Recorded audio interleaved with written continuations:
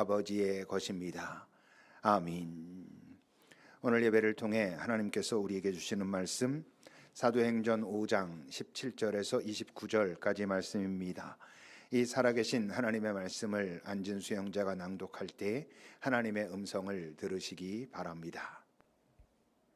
대제사장과 그와 함께 있는 사람 즉 사두개인의 당파가 다 마음의 시기가 가득하여 일어나서 사도들을 잡아다가 옥에 가두었더니 주의 사자가 밤에 옥문을 열고 끌어내어 이르되 가서 성전에 서서 이 생명의 말씀을 다 백성에게 말하라 하매 그들이 듣고 새벽에 성전에 들어가서 가르치더니 대제사장과 그와 함께 있는 사람들이 와서 공회와 이스라엘 족속의 원로들을 다 모으고 사람을 옥에 보내어 사도들을 잡아오라 하니 부하들이 가서 옥에서 사도들을 보지 못하고 돌아와 이르되 우리가 보니 옥은 든든하게 잠기고 지키는 사람들이 문에 서 있으되 문을 열고 본즉 그 안에는 한 사람도 없더이다 하니 성전 맡은 자와 제사장들이 이 말을 듣고 의혹하여 이 일이 어찌 될까 하더니 사람이 와서 알리되 보소서 옥에 가두었던 사람들이 성전에 서서 백성을 가르치더이다 하니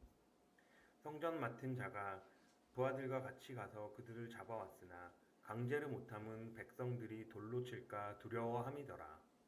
그들을 끌어다가 공회 앞에 세우니 대제사장이 물어 이르되 우리가 이 이름으로 사람을 가르치지 말라고 엄금하였으되 너희가 너희 가르침을 예루살렘에 가득하게 하니 이 사람의 피를 우리에게로 돌리고자 함이로다. 베드로와 사도들이 대답하여 이르되 사람보다 하나님께 순종하는 것이 마땅하니라. 아멘. 아멘. 하나님의 말씀입니다. 하나님, 오늘도 우리가 주의 말씀을 듣겠습니다. 이 말씀이 풀어 성령께서 우리 각자에게 가르쳐 주시는 그 음성을 듣겠습니다. 그리고 들으면 순종하겠습니다. 결단하고 그리고 이 땅에서 살아갈 수 있는 용기와 그 힘도 함께 허락하여 주옵소서. 우리가 함께 모으는 예물이 하나님의 나라의 영광과 평화와 사랑을 위하여 이 땅에서 아름답게 잘 사용되도록 사용되는 곳곳마다 주님의 위로가 있게 하옵소서. 이곳에 있는 한 명 한 명 또 설을 맞이하여 각지에 흩어져 있는 한 명 한 명 합당하게 하나님께서 깊이 만나 주십시오. 예수님의 이름으로 기도합니다. 아멘. 우리가 사도행전을 함께 읽고 있습니다. 지금 종교 지도자들은 예수 공동체에 대해서 특히 그 사도들에 대해서 그 시기와 분노로 가득해 있습니다. 근데 시기와 분노만 가득한 것이 아니라 그들의 마음속 저 깊은 곳에는 또 불안함이 가득 차 있습니다. 본문 17절과 8절입니다.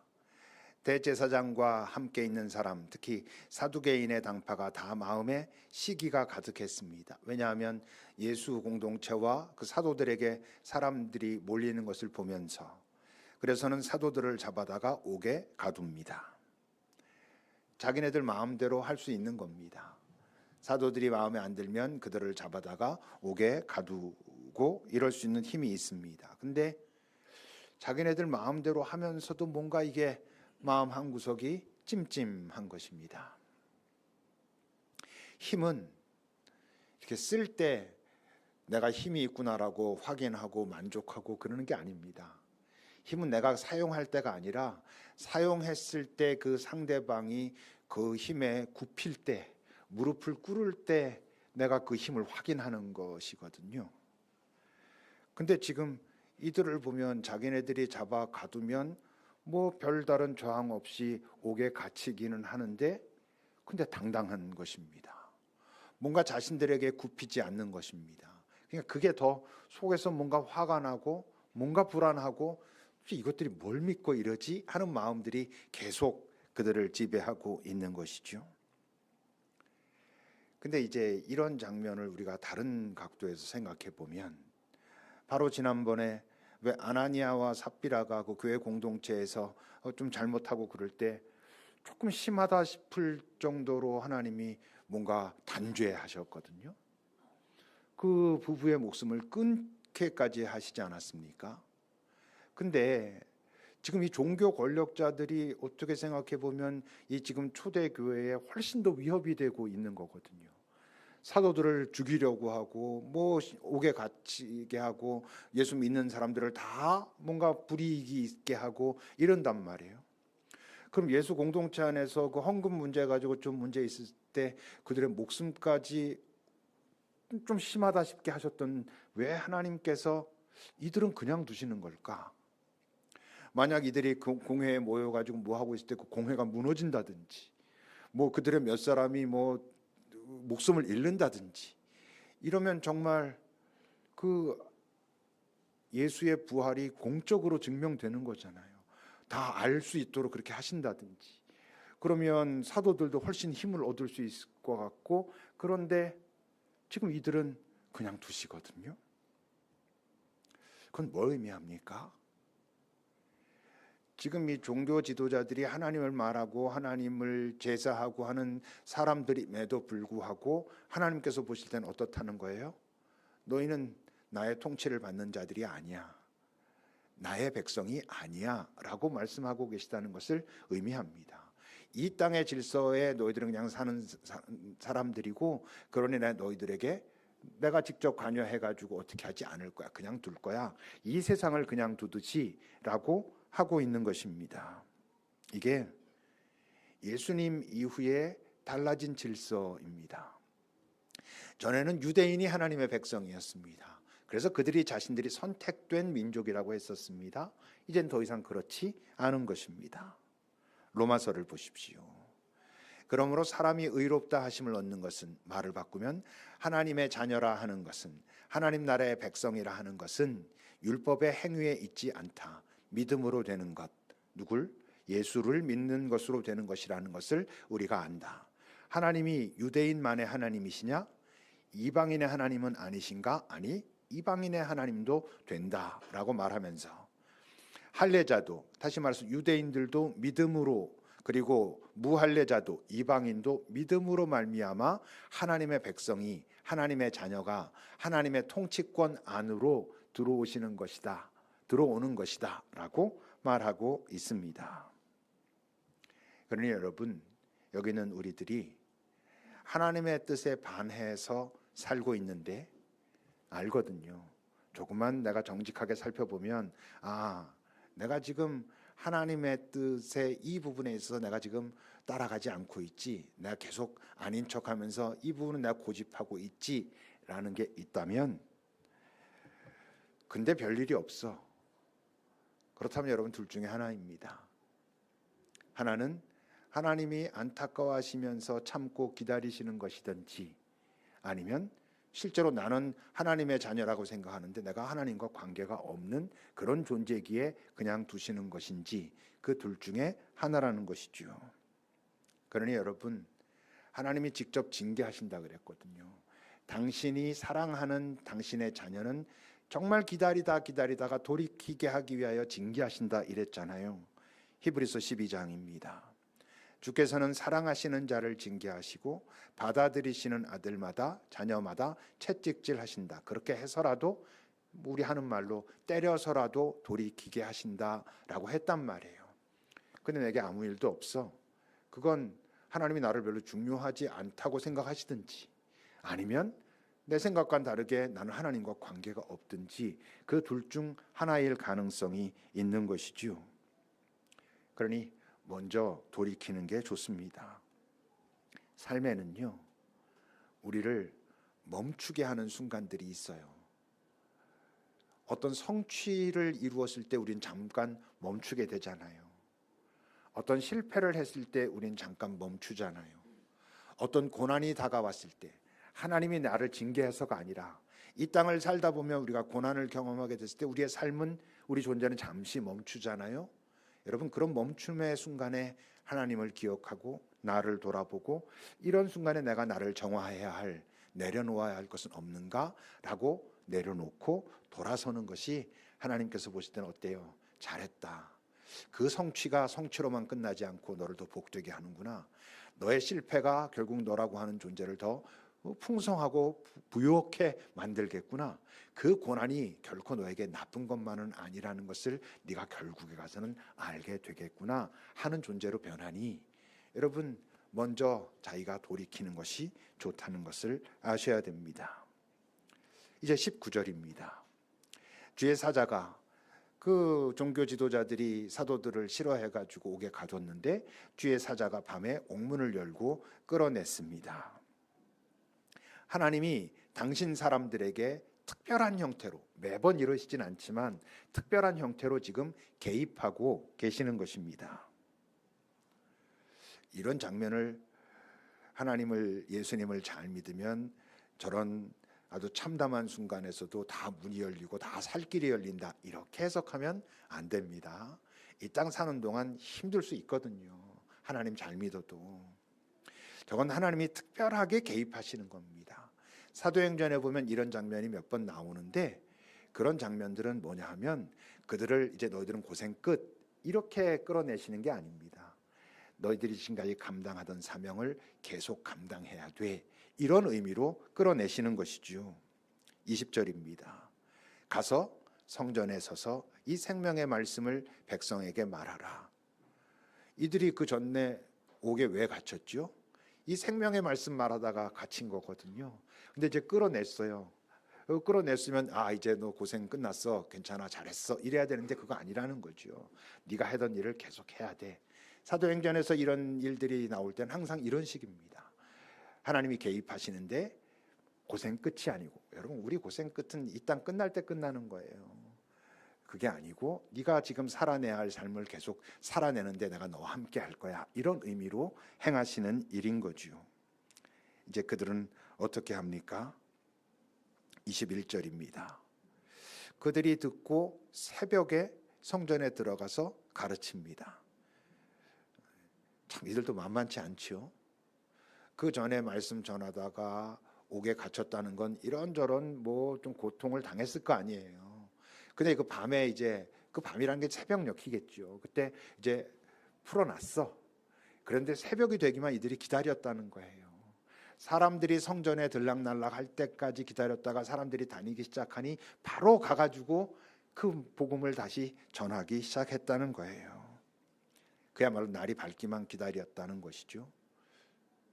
그러니까 여러분, 이게 우리의 삶의 어떤 진짜 기쁨, 진짜 설렘, 이런 건 고생보다 훨씬 강한 것입니다. 고난을 감수하고라도 하고 싶은 그 무엇이 있는 사람은 복이 있는 것이죠. 정말 하나님께서 내게 이것을 원하시는구나, 근데 이거 하는 게 만만치 않은 걸, 그렇지만 이게 하는 게 더 기뻐, 더 좋아, 하고 싶어, 이게 얼마나 여러분 복된 삶입니까? 근데 이제 조심해야 되는 건, 여러분 설렘과 기쁨만 고생을 넘어서게 하는 게 아니고 욕심도 여러분 고생을 넘어서게 합니다. 우리가 어떤 욕심에 꽂히면 무슨 일이 있어도 어떤 고생을 하고서라도 꼭 가질 거야, 뭐 이렇게 되기도 하잖아요. 그러니 우리가 우리 자신을 잘 살펴야죠. 내가 이게 무슨 일이 있어도 이게 하고 싶은데 이게 정말 하나님께서 내게 주시는 그 기쁨과 설렘인가, 아니면 나의 욕심이고 탐심인가를 살펴볼 필요가 있는 거지요. 자, 그들이 지금 주의 사자가 옥에서 끌어내고 새벽이 되자마자 그 성전에 가가지고 복음을 다시 전하고 있었는데, 그 뒷부분은 뭐라고 합니까? 21절 뒷부분, 21절입니다. 그 대제사장과 그와 함께 있는 사람들이 공회와 이스라엘 족속의 원로들을 다 모으고 지금 함께 아침에 모인 것입니다. 모여서 이제 뭐 하려고? 그 사도들 신문하려고. 그 사람을 옥에 보내가지고 사도들 데리고 오라고, 지금 옥에 갇혀 있는 자들 꺼내 가지고 오라고 말합니다. 근데 지금 사도들은 어디에 있어요? 옥에 없어. 성전에 가서 지금 이미 복음을 전하고 있는 중이야. 뭘 말하죠? 이들은요, 지금 무슨 일이 벌어지고 있는지 모르는 거예요. 자기네들이 힘이 있어요. 힘 있는 자들이 다 모였어요. 이제 저들을 데려다가 신문에서 우리의 뜻을 관철시키자 하고 있는데, 자기네들이 알지도 못하는 사이에 다른 어떤 일이 그 물밑에서 벌어졌고 벌어지고 있는 거예요. 여러분, 이게 우리가 세상을 두려워할 필요가 없는 두려워하지 않아도 되는 아주 중요한 이유 중에 하나예요. 세상이 별것이 아니어서가 아니에요. 세상은 만만치 않다고요. 그렇지만 이 세상을 두려워하지 않아도 되는 이유예요. 왜? 모르거든. 정말 중요한 어떤 은밀한 일이 벌어지고 있다는 것을 이 세상은 몰라요. 이 세상은 자기의 눈에 보이는 것, 자기가 가지고 있는 힘, 이것을 믿고 살아요. 그것으로 할 수 있는 것이 전부라고 생각하고 이것을 이루면 잘 사는 거라고 생각하고 살고 있는 거예요. 근데 그 밑에서 뭔가 다른 일이 벌어지고 있어요. 자신들이 그 사도들을 옥에 가뒀어요. 지금 불러내가지고 뭔가 신문하려고 해요. 근데 그 전에 이미 다른 일이 벌어졌고 지금도 벌어지고 있어요. 그래서 시편 14편은 이렇게 말하는 거예요. 어리석은 자는 그의 마음에 이르기를 하나님이 없다 한다. 저걸 다르게 말하면 하나님이 없다고 하는 자들이 결국 어리석다. 이 땅에서 아무리 많은 것을 이뤘고 가지고 있고 이 세상에 많은 지식을 가지고 있어도 하나님이 있는 것을 알지 못하는 자들은 결국 어리석은 자들이다. 왜? 그들은 자기 눈앞에서 벌어지는 일은 보고 해석하고 판단하고 주도할 수 있을지는 모르지만 그 밑에서 자기의 손으로는 어떻게 할 수 없는 어떤 일들이 벌어지고 있다는 것을 결국 알지 못할 테니까. 자기가 보고 알고 있는 것이 전부라고 생각하겠지만 아니, 더 중요한 일이 벌어지고 있다는 것을 알지 못할 테니까 결국 그들은 아무리 많은 것을 이 세상에서 가지고 있어도 결국 그들이 어리석다라고 말을 합니다. 그러니 이제 다른 자들이 와서 이렇게 말합니다. 25절입니다. 사람들이 와서 말합니다. 옥에 가두었던 사람들이 옥에 있는 게 아니라 지금 성전에서 거기서 백성들을 가르치고 있습니다 라고 해요. 여러분, 이 이야기를 듣는 그 종교 지도자들, 지금 옥에 가두어뒀고 이제 끌어내가지고 신문해야지라고 기다리고 있던 이들이 지금 옥에 있던 자들이 옥에 있는 게 아니라 어떻게 밖으로 나갔는지 모르겠지만 밖으로 나가가지고 그렇게 있습니다라고 하니 이게 어떻게 된 일이지? 이제 그러는 거죠. 여러분, 그 전에 보세요. 그 앞에 22절과 23절을 좀 보십시오. 본문 22절과 23절입니다. 부하들이 가서 옥에서 사도들을 당연히 보지 못합니다. 이르되 우리가 보니 옥은 든든하게 잠기고 지키는 사람들이 문에 서 있지만 문을 열어본즉 아무도 없습니다. 다 그대로인데 어떻게 없어졌는지 그 사람들만 없습니다 그러는 거예요. 이걸 지금 그 종교 지도자들이 들었어요. 여러분, 들으면 이해가 됩니까? 들어도 이해가 안 됩니다. 이게 어떻게 일이 벌어지고 있는지 지금 알지 못하는 것입니다. 24절도 보세요. 그 얘기를 듣고는 성전 맡은 자와 제사장들이 이게 도대체 어떻게 된 일인가? 이게 앞으로 어떻게 될까? 어떻다고? 모른다고. 고민해도 소용없다고요. 어떤 일이 어떻게 벌어지고 있는지 지금 알지를 못하고 있는 거예요. 그 성전에 가서 서서 지금 복음을 전한다는 얘기를 들었을 때 이들이 지금 옥에서 어떻게 나갔는지도 모르지만 어저께 그렇게 그 복음에 대해서 말하지 말라고 잡아다 옥에 가둬뒀는데 어떻게 해서 나가지고는 새벽부터 거기서 다시 이걸 전하고 있다고 들으니 이게 좀 질리는 거죠. 좀 도대체 이것들이 뭐지? 지금 뭐가 이들로 하여금 이렇게까지 하게 하지? 도대체 왜 이들은 이렇게 겁이 없지? 왜 이렇게 두려움이 없지? 우리가 가지고 있는 것을 가지고 지금까지 많은 특히 이스라엘 백성들 같은 경우는 우리를 두려워하고 우리 말에 꼼짝도 못했었는데 이들은 뭔가를 분명히 세상적으로 볼 때는 가진 것도 없는 자들이 왜 두려움이 없지? 라고 하는 그런 당황스러움이 이들에게 있는 거예요. 그러니까 이런 사람들은 뭔가 어느 지점에 가면 물러서지 않는 지점이 딱 있는 거예요. 뭐 잡아와서 옥에 가두면 가둠을 당하고 뭐 이러는 것 같거든요. 자기네들이 마음대로 할 수 있는 것 같거든요. 근데 딱 어떤 지점이 되면 여기서부터는 더 이상 우리가 물러서지 않아, 물러설 수 없어 하는 지점이 있거든요. 사도행전 26장을 보십시오. 바울이 이같이 변명하매 그러는데 저희 무슨 얘기한 거냐 하면 지금 이 자리는 어떤 자리냐면 바울이 3번의 전도 여행 다 마치고 지금 예루살렘에 가가지고 잡힌 거예요. 잡혀서 지금 그 총독 베스도 앞에서 무슨 얘기를 했냐면 다메섹 체험 얘기를 했어요. 다메섹으로 이렇게 갈 때 어떤 빛이 내게 비춰졌었고 내가 보지도 못하고 있었는데 다시 어떻게 해서 눈을 뜨게 됐고 그때 내가 예수를 만났고 이런 얘기를 하고 있으니 그 사람이 알 리가 없잖아요. 그 얘기가 이게 도대체 말이 되는 얘기가 아니잖아요. 자기가 볼 때는. 그러니 바울아 네가 미쳤구나.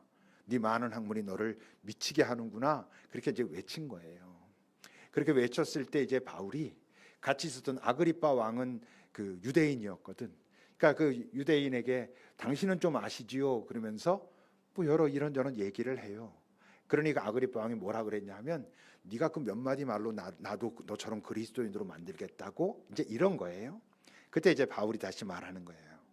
내가 말을 적게 하나 많이 하나 그게 중요한 게 아니고 당신뿐만 아니라 오늘 내 말을 듣는 모든 사람도 다 이렇게 내가 결박된 것 외에는 다 나처럼 되기를 바랍니다. 다 예수 믿기를 바랍니다. 옛날에 나 어쩌면 당신들보다 내가 더 잘났다 그랬던 사람이요. 근데 내가 그분 만났거든. 근데 그것 때문에 내가 이렇게 결박돼 있지만 이것 딱 하나 빼놓고는 당신들도 다 나처럼 되기 바랍니다. 이러는 거예요. 미친 거죠. 이 세상은 도대체 이해할 수가 없는 거죠. 도대체 너 뭘 위해서 이렇게까지 하니? 할 만한 일을 이들이 지금 하고 있는 거예요. 난 도대체 너희를 이해할 수가 없구나 하는 그런 일을 말이에요. 우리의 삶에도 그런 지점이 있어야 됩니다. 이 세상과 여러 가지 모습으로 잘 어울리지만 어떤 부분은 알았어 내가 거기까지는 그렇게 할게 하지만 어떤 지점을 내가 딱 도달하면 근데 여기서는 내가 양보할 수 없어. 여기서부터는 내가 지켜야 될 걸 지켜야 돼 하는 그런 부분을 가지고 있는 것이 그것이 옳은 것이죠. 자, 그러니 26절입니다. 성전 맡은 자가 이제 다시 가가지고 잡아와야지. 그냥 둘 수는 없잖아요. 그러니까 그 성전 앞에 가가지고 잡아왔는데 이제 막 함부로 할 수가 없어. 백성들도 이제 뭔가 약간의 요동이 있기 시작하고 백성들을 두려워한다 그랬지만 실제로 이들 마음속 저 깊은 곳에 약간 공포스러운 진절머리 나는 지긋지긋한 그게 누구예요? 이 사도들인 거지. 도대체 이 자들은 뭐 가지고 이렇게까지 하지 하는 그런 압박감이 이들에게 있으니까 막 함부로는 못 하겠는 거예요. 당연히 이제 뭐 계속하지 말라 이러긴 하죠. 근데 이들이 뭐라 합니까? 29절입니다. 베드로와 사도들이 그렇게 말합니다. 사람보다 하나님께 순종하는 것이 마땅하다 그래요. 처음 이제 예수님 떠나시고 이들이 성령을 경험하고 각국의 언어로 막 말하고 그래서 사람들이 놀라고 근데 전하지 말라고 그 지도자들은 계속 그러고 잡아가고 그렇지만 어쩔 수 없어 풀어주고 또 전하고 그래서 또 잡아가고 근데 어떻게 풀려났는지 모르게 풀려났고 근데 풀려났는데 새벽에 가서 조력하고 있고 또 잡아왔고 또 하지 말라는데 이들이 여기서도 또 사람보다 하나님께 순종하는 것이 마땅해. 이렇게까지 나오면 어떻게 해야 돼요, 여러분? 도대체 너희가 말하는 게 뭔지 우리도 좀 잘 들어보자. 좀 이렇게 알아봐야 되잖아요. 알아보고 싶을 것 같잖아요. 근데 이들은 끝까지 그러지 않거든요. 28절 보세요. 우리가 도대체 이 이름으로 사람 가르치지 말라 그랬는데, 그러니까 이런 장면들을 보면 이 저자의 의도가 있어요. 이들은 지금 예수의 이름을 떠올리고 말하는 것조차 불편해했다 이런 뜻이에요. 부담스러워했다 이런 거예요. 이 이름으로 가르치지 말라고 했는데 너희가 그 너희 가르침을 예루살렘에 가득하게 하니 이 사람의 피를 우리에게 돌리고자 하는구나. 이 사람의 피가 왜 흘리게 됐는데 자기네들이 죽였거든. 자기네들이 죽이기로 결심하고 여러 상황들을 만들어 가지고 결국 죽였거든. 자기네들이 죽인 자이거든. 근데 지금 이들이 하는 얘기를 듣고 그 내용도 그렇지만 사람들이 뭔가 동요하고 있는 걸 보면 어떻게 되냐 하면 이 사람이 정말 이들이 말하는 그 사람이라면 하나님의 아들이고 부활하신 분이라면 자기네들이 책임지는 거잖아요. 자기네들이 하나님의 아들 그 부활의 예수를 죽인 사람이 되는 거잖아요. 그러니까 이들이 알려고 하지 않는 이유가 있는 거지. 뭐예요? 두려운 거예요. 인정하면 안 되는 거예요. 여러분 이 세상에서도 지금 그런 일들이 벌어지잖아요. 왜 그걸 정확하게 파헤치려고 하지 않아요? 왜 절대로 사과할 수가 없어요? 두려워서 그러는 거예요. 옳아서 그런 게 아니라.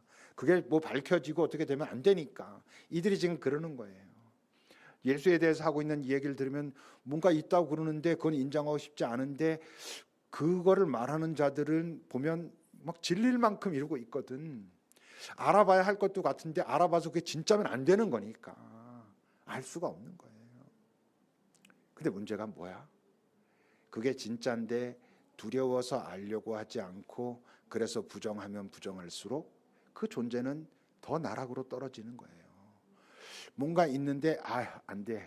알면은 나 피곤해져. 삶이 곤란해져. 이래서 정말 알아야 될 것을 알지 않으려고 하고 부정하면 여러분 인생은 더 나락으로 떨어지게 돼 있는 거예요. 이제 이런 정말 질릴 만한 이런 사도들 같은 사람들을 히브리서 11장에서 뭐라 그랬어요?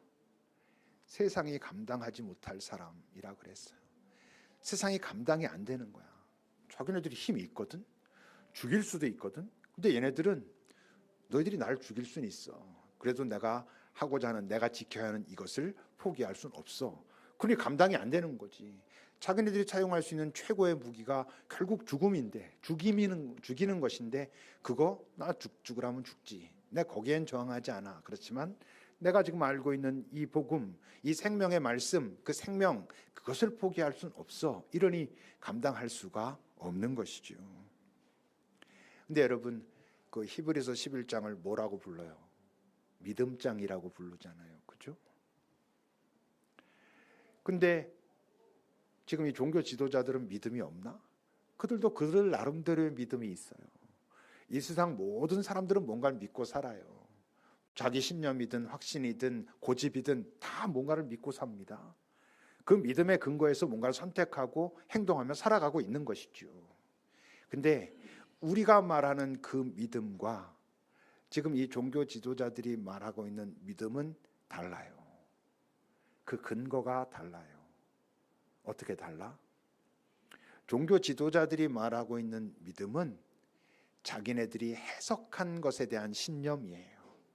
하나님의 말씀이 있었어요. 그들에게도 바로 그 하나님의 말씀이 있었어요. 근데 그 말씀을 자기네들의 입맛에 맞게 해석했어요. 그리고 그 말씀은 여기까지 지키면 되는 거야. 이 말씀의 뜻은 이것이야 라고 자기네들이 해석했어요. 그리고 이들은 그것을 받아들여요. 그것을 신념으로 가지고 있어요. 그것이 옳다고 고집하고 있어요. 그것이 그들의 믿음의 근거예요. 근데 지금 이 사도들의 믿음의 근거는 뭐예요? 생명의 경험이거든요.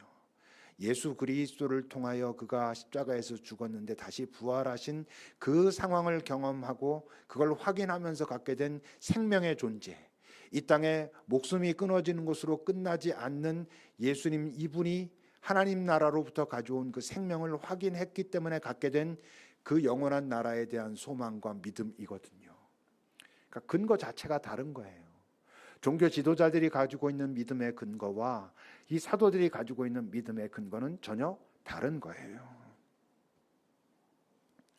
그러니 그런 믿음을 가지고 있는 사람을 자기들의 해석과 고집과 아집으로 갖고 있는 믿음 가진 자들이 꺾을 수가 없는 거죠. 거기에 꺾일 수가 없는 거죠. 사도들의 믿음이. 그러니 여러분, 우리의 믿음이 흔들린다라고 할 때 믿음이 흔들리는 건 왜 흔들립니까? 믿음이 흔들리고 믿음이 약해지는 건 우리의 의지가 약해져서가 아니에요. 믿음을 지켜야 하는데 우리의 의지가 약해져서 믿음이 막 흔들려. 이거 아니에요. 그건 우리의 신념이나 우리의 고집 같은 건 우리의 그 붙들겠다고 하는 의지가 약해졌을 때 흐물흐물해질 수 있지만 우리의 믿음이 흔들리는 이유는 내 안에 그 생명이 흐려질 때 흔들리는 거예요. 내 안에 그 생명의 풍성함이 없어질 때, 그 생명을 느끼지 못할 때, 생명을 느끼지 못한다는 건 뭐예요? 이 세상이 전부인 것 같을 때, 이런 뜻이에요. 생명을 느낀다는 것은 영원을 느낀다는 거잖아요. 영원을 느낄 땐 이 세상에서 내가 살아가야 하는, 내가 지켜내야 하는 믿음이 훨씬 견고하죠. 근데 생명이 흔들리면, 그래서 영원이 흔들리면 이 세상이 강해지는 거예요. 이 세상의 영향을 받을 수밖에 없는 거예요. 그게 믿음이 흔들린 상태가 되는 것이죠. 근데 문제가 있어요. 내 안에 생명이 흐려졌는지 흐려지지 않았는지 풍성한지를 우리가 자각할 수가 없어요. 그거 자각하지 못하면서 살다가 이 세상에 휘둘리고 있는 거예요. 그거 보면서 내가 믿음이 많이 흔들렸구나라는 걸 나중에 알아요. 이 생명은 자각되는 게 아니거든. 우리의 몸은 자각돼요. 우리의 혼이 뭐예요? 우리의 감정, 우리의 지성, 우리의 의지도 자각되는 거예요. 근데 영은 자각되는 게 아니에요. 그래서 그 영을 자각 또는 경험, 자각 잘 안 되지만 내 안에서 그 영을 풍성케 하는 그 입구가 뭐라 그랬어요? 그게 침묵이라는 거예요. 내적 침묵이라고 말했죠. 내적 침묵은 다른 말로 하면 혼의 잠잠함이에요. 내 감정, 내 지성, 내 의지를 내려놓는 것. 그래서 내 안에 나는 자각할 수 없는 하나님의 영, 하나님의 생명이 내 안에서 풍성해질 수 있도록 내 중심을 내어드리는 것. 나의 자아를 내려놓는 것. 하나님, 내가 그 하나님의 생명을 내 스스로 풍성케 만들 수는 없지만, 내 스스로 하나님의 영이 내 안에서 충만해지도록 내가 조작할 수는 없지만, 내가 할 수 있는 건 내 감정, 내 지성, 내 의지를 잠잠케 함으로 당신이 내 안에서 일하시도록 나의 존재의 중심을 내어드립니다. 이게 여러분 우리가 말하는 침묵이라는 거예요. 이걸 하면 생명이 막 자각돼? 그렇진 않아요. 그걸 했을 때 하나님이 내 안에서 일하시는 약속하셨으니까, 원하는데 왜 내가 성령을 주지 않겠냐, 약속하셨으니까. 그러니까 그럴 때 내가 살면서 이 세상에 훨씬 덜 흔들리는 거예요. 내가 내 믿음을 지켜가고 있구나. 다른 말로 하면 내 안에 생명이 나를 운행하고 계시는구나. 나를 이끌고 계시는구나. 그래서 내가 여기서 실체가 보이고, 그러니까 내가 이 점 이상 더 이상 물러서지 않아야 된다는 게 보이는구나를 알게 되는 거예요. 다시 29절을 보십시오. 베드로와 사도들이 그렇게 말했죠. 사람보다 하나님께 순종하는 것이 마땅하다. 여러분들도 동의하십니까? 동의하죠. 이거 동의 안 해. 그런 사람이 여기 왜 있겠어요? 근데 문제는 이제 제가 이렇게 물어보면, 그래서 그렇게 사십니까? 이러면 이제 이렇게 삐죽삐죽 하잖아요. 저걸 우리가 아는데, 세상에 순종하는 게 아니라 하나님께 순종하는 것이 마땅하다는 걸 아는데 왜 우리가 저렇게 잘 살지 못할까? 이 순종이라는 것도요, 여러분, 우리의 의지로 하는 게 아니거든. 순종해야지 그러면 합니까? 어느 날 어떤 순간 그야말로 필 받았을 때 할 수 있어요, 한번. 근데 순종의 삶을 지속할 수 있다고요? 의지로? 우리 노력으로? 안 됩니다. 순종의 삶을 지속하는 건 우리의 노력과 의지로 되는 게 아니에요. 그러면 언제 가능해? 언제 돼? 순종이? 그 생명의, 다른 말로 하면 성령에 우리가 붙들림 바 되면 그 삶을 지속할 수 있어요. 근데 순종은 하는 게 아니라 되는 거지만, 여러분, 성령에 붙들리고 생명에 붙들리는 건 우리의 노력으로 할 수 있어요. 어떤 노력? 아까 말했던 침묵 같은 거예요. 나 자신을 내려놓고 그분 앞에 나아가 잠잠히 머무르는. 이 세상에 악한 자라도 자식에게 좋은 걸 줄 줄 아는데 성령을 달라고 하는 자녀에게 왜 주시지 않겠냐라고 약속하신 그 하나님을 믿고 그분 앞에 나아가서, 주님, 내가 당신의 생명으로, 당신의 성령으로 충만해지기를 원합니다. 그러기 위하여 그 생명의 나에 대한 임재와 성령의 충만함을 방해하는 나의 이 세상에서의 모든 이성과 감정과 의지를 내가 내려놓기를 원합니다. 그에 잠잠해져서 당신의 성령이 충만해지고 그 생명과 성령에 영향받는 나의 감정, 나의 이성, 나의 의지로 이 땅을 살고 싶습니다는 우리가 할 수 있어요. 억지로 내가 순종하는 걸 유지할 수는 없지만, 내가 성령에 붙들림 바 된, 생명에 붙들림 바 된 존재가 되기 위해서 애쓰는 건 우리가 매일매일 할 수 있어요. 그것을 해서 내 안에 그것이 있으면 순종은 되는 거예요. 왜? 실체가 보이니까, 영원히 보이니까, 이 땅의 것이 보이니까, 이 땅을 알지 못하고 있는데 나는 알고 있는 것이 보이니까, 그러니까 순종되는 삶을 살아갈 수 있는 거예요. 그때 어떤 삶을 삽니까? 20절입니다. 가서 성전에 서서 이 생명의 말씀을 다 백성에게 말하라 했잖아요. 우리도 이 말씀에 순종할 수 있는 거예요. 생명의 말씀을 말로만 하는 게 아니라 삶으로 사는 거지요. 내 안에 그 생명이 충만하니까, 그 성령이 충만하니까, 그 생명과 성령의 이끌림을 받는 자니까 그의 삶이 생명을 사는 거예요. 그때 내가 누구야? 내가 성전이지. 내 안에 생명이 있으면 내가 성전이죠. 내가 성전이면 내가 가는 모든 곳이 성전되는 거예요. 그러니까 성전에 서서 말하라라고 말씀하셨는데, 내 안에 생명이 충만하면 내가 성전이고 내가 가는 모든 곳은 성전이 되는 거예요. 꼭 교회 가서만 말하는 게 아니라는 것이죠. 그러면 이 세상이 두렵지 않아요. 왜? 내가 성전에 있는데, 아니 내가 성전인데, 하나님이 나와 함께하고 계시는데, 하나님이 나를 지키실 텐데, 이 땅에서의 목숨으로도 어쩔 수 없는 영원한 생명으로 나를 붙드실 것인데, 이 땅에선 자기네들이 잠깐 나를 옥에 가두고 심지어 나의 목숨을 끊음으로써 이겼어 할지 모르지만 나는 그것 말고 다른 게 있다는 걸 아는데, 근데 여러분 왜 이 땅에 우리가 굴복하고 살겠어요? 세상은 두렵지 않아요. 세상이 만만하진 않아요. 그렇지만 잘 대처하면 되는 거예요. 여기에 굴복하고 여기에 끌려다니고 여기서 하자는 대로 다 하지 않아도 되는 거예요. 그때 여러분 세상은 우리를 감당할 수가 없어요. 세상도 알아요. 이미 알아요. 예수께서 이 땅에 오셨잖아요. 오늘 예배 자리에 참석하신 여러분 기억하십시오. 세상은 만만하지 않아요. 별것 아닌 것이 아닌 건 아니에요. 별것이에요. 그런데 두려워할 필요는 없어요. 근데 나 혼자선 이길 수가 없어요. 내 안에 생명이 충만하면, 성령이 충만하면, 그래서 내가 성전이 되면 나는 이 땅은 알 수 없는 것을 알게 될 거고, 이 땅은 이길 수 없는 것을 나는 살아가며 그렇게 하나님과 동행하게 될 거예요. 오늘도 주님이 네가 네 힘으로 순종 못하지만 네 힘으로 내가 네 안에 충만할 수 있도록 길을 열 수는 있어 라고 말씀하고 계세요. 기도합시다. 여러분들은 정말 무엇이 두려우신지요? 언제 두려우신지요? 여러분들 안에 생명이 있으신지요? 그 생명이 풍성케 되기 위하여 여러분들의 중심을 기꺼이 내어드리는 그런 시간들을 갖고 계신지요? 갖고 계시다면 자각할 수는 없어도 여러분들은 믿음의 삶을 살고 계실 것입니다.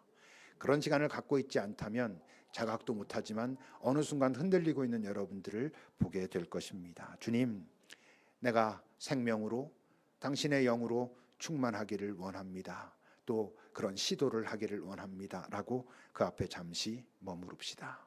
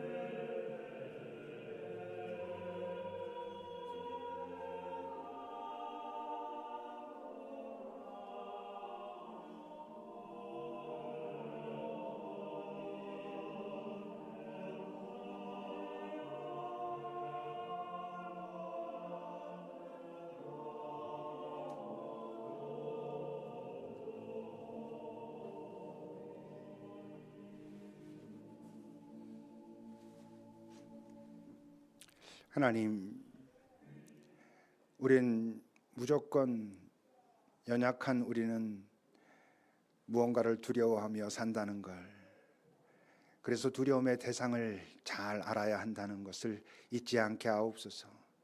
우리가 하나님에 대한 건강한 두려움을 잃어버리는 순간, 그것을 잊어버리는 순간, 우리 안에 있는 생명의 풍성함을 놓치는 순간, 우리가 의식도 하지 못하는 사이에 세상을 두려워하고 세상에 굴복하고 있다는 것을 기억하게 하옵소서. 그런데 세상은 두려워할 만한 대상이 아니라는 것을, 잘 대처해야 하는 세상이라는 것을 잊지 않게 하옵소서.